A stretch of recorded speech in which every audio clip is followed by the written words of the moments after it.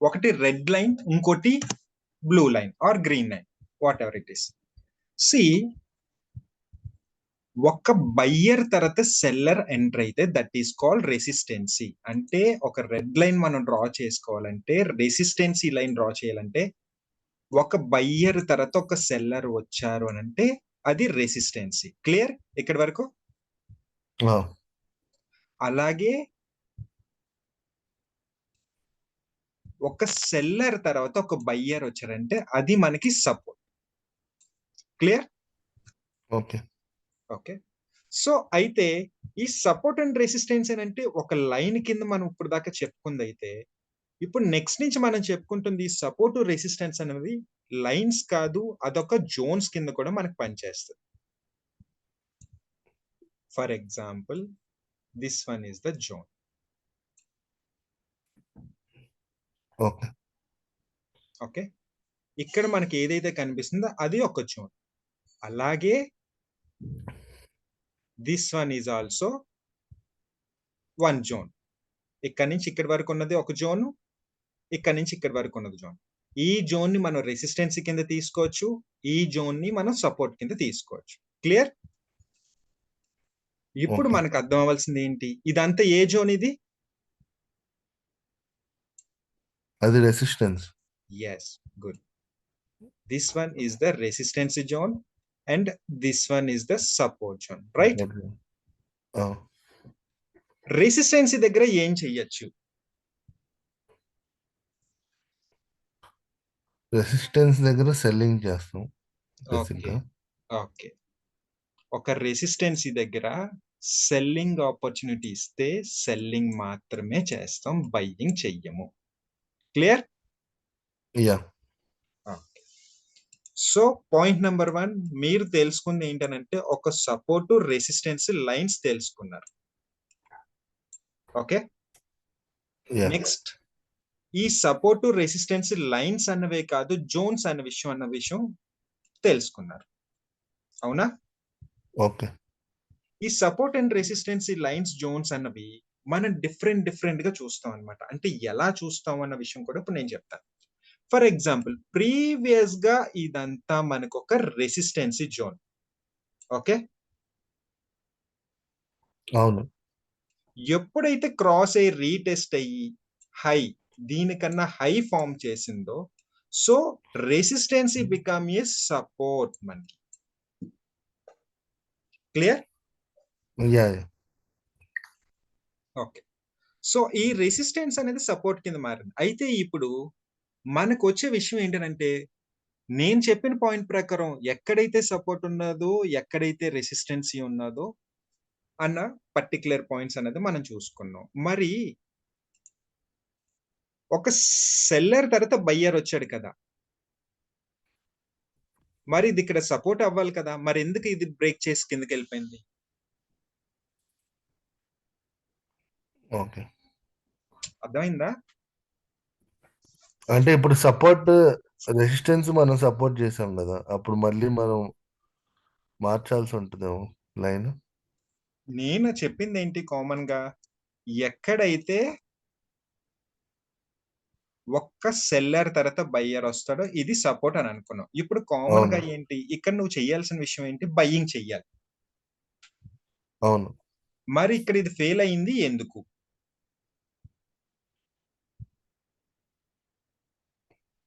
నేను చెప్తాను. Okay,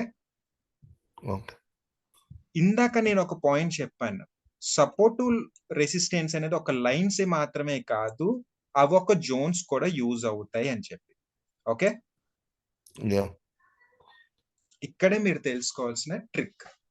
what is the trick ఏంటంటే, ఈ సపోర్ట్ అండ్ రెసిస్టెన్సెస్ దగ్గర ఇప్పుడు ఇక్కడ మీరు ఇది తీసుకున్నారు. ఓకే, ఈ సపోర్ట్ దగ్గర, ఈ జోన్ దగ్గర మీకు ఎవరు వచ్చారు? నెక్స్ట్ క్యాండిల్ లో ఫామ్ చేసిన తర్వాత నెక్స్ట్ క్యాండిల్ ఏం వచ్చింది?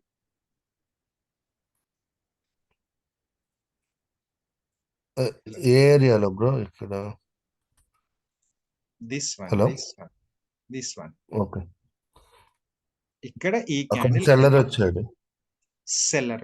అంటే మీరు వన్ పర్స్పెక్టివ్ లో ఆలోచించాల్సింది, బయ్యర్ ఇక్కడ నుంచి రాలేదు, నెక్స్ట్ సెల్లరే వచ్చాడు అంటే ఇక్కడ ఇది బ్రేక్ చేసే సెనారియోస్ చాలా ఉన్నాయి. ఓకే. ఓకే, ఇప్పుడు ఇక్కడ క్యాండిల్ కిందకి వచ్చింది కాబట్టి నెక్స్ట్ ట్రేడ్ తీసుకోవాలా తీసుకోకూడదు అనే విషయం మీకు అర్థం అవ్వాలి. ఈ సపోర్ట్ లెవెల్ దగ్గర మీరు బై చెయ్యాలనంటే, ఇది సపోర్ట్ కింద మీకు పర్ఫెక్ట్ గా అవ్వాలనంటే, ఎప్పుడైతే ఒక రెసిస్టెన్సీ జోన్ బ్రేక్ అయ్యి మళ్ళా కిందకు వచ్చి ఈ హైని ఫామ్ చేస్తాదో, నెక్స్ట్ టైం వచ్చినప్పుడు అది పనిచేస్తుంది. క్లియర్? మళ్ళా చెప్తా, మళ్ళీ చెప్పండి. ఇది ఇప్పటి వరకు రెసిస్టెన్సీ. ఓకే, అవును.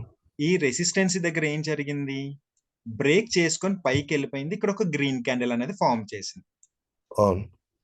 సో నెక్స్ట్ నువ్వేమనుకుంటావు, సో నెక్స్ట్ మళ్ళా బయ్యర్ వస్తాడు కదా అని చెప్పి బయ్యింగ్ చేస్తూ అది ఫెయిల్యూర్ అయిపోయి సెల్లింగ్ వచ్చింది. ఓకే, సో నీకు అర్థం అవ్వాల్సిన విషయం ఏంటి, ఈ హైని ఎప్పుడైతే ఈ హైని ఫామ్ చేసి ఒక గ్రీన్ క్యాండిల్ అనేది క్లోజ్ అయిందో, నెక్స్ట్ Yeah. మళ్ళా వస్తే అప్పుడు ఇది నీకు సపోర్ట్ కింద పనిచేస్తుంది.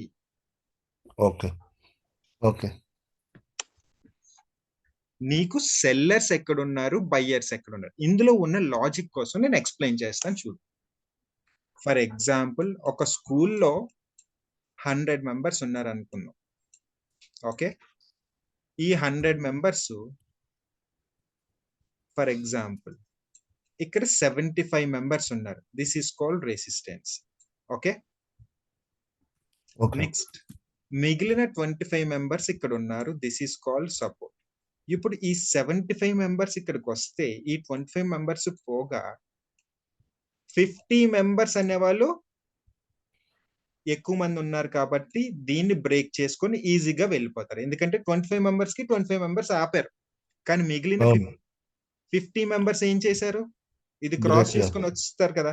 అంటే ఇక్కడ ఆల్రెడీ బయ్యర్స్ ఉన్నా, ఒక గ్రీన్ క్యాండిల్ కావచ్చు లేదు సపోర్ట్ కావచ్చు, ఇక్కడ బయ్యర్స్ ఉన్న ఏం జరిగింది, ఇక్కడ సెల్లర్స్ ఎక్కువ ఉండడం వల్ల దీన్ని క్రాస్ చేసుకొని వెళ్ళిపోయారు. అవునా? మరి ఇక్కడ ఎవరు ఎక్కువ ఉన్నట్టు నీకు తెలిసింది ఇప్పుడు, sellers. So that's why this is called resistance.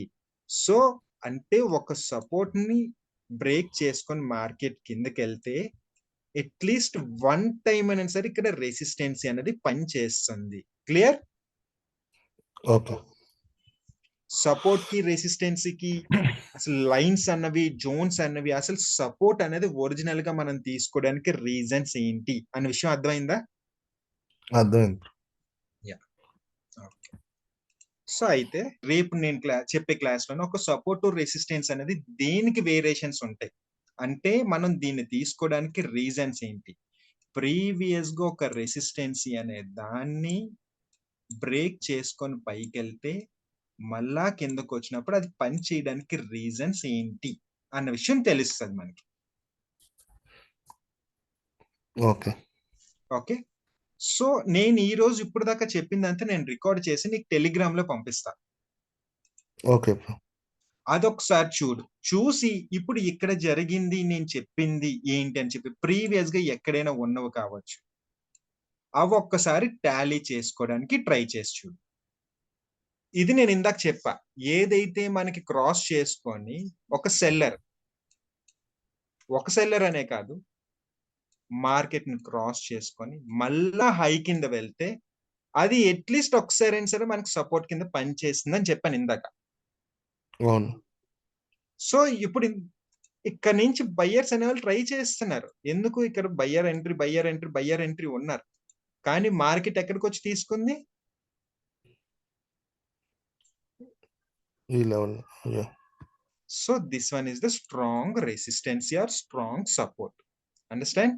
అంటే next time if in case ఇప్పుడు ఇలా బ్రేక్ అయిపోయింది అనుకోండి, నెక్స్ట్ టైం ఎప్పుడైనా ఇలాగ వచ్చినప్పుడు ఇది మళ్ళీ పనిచేయడానికి స్టార్ట్ చేస్తుంది. అట్లీస్ట్ వన్ టైం ఆ టైంలోకి వచ్చినప్పుడు ఏం డెఫినెట్ గా పనిచేస్తుంది.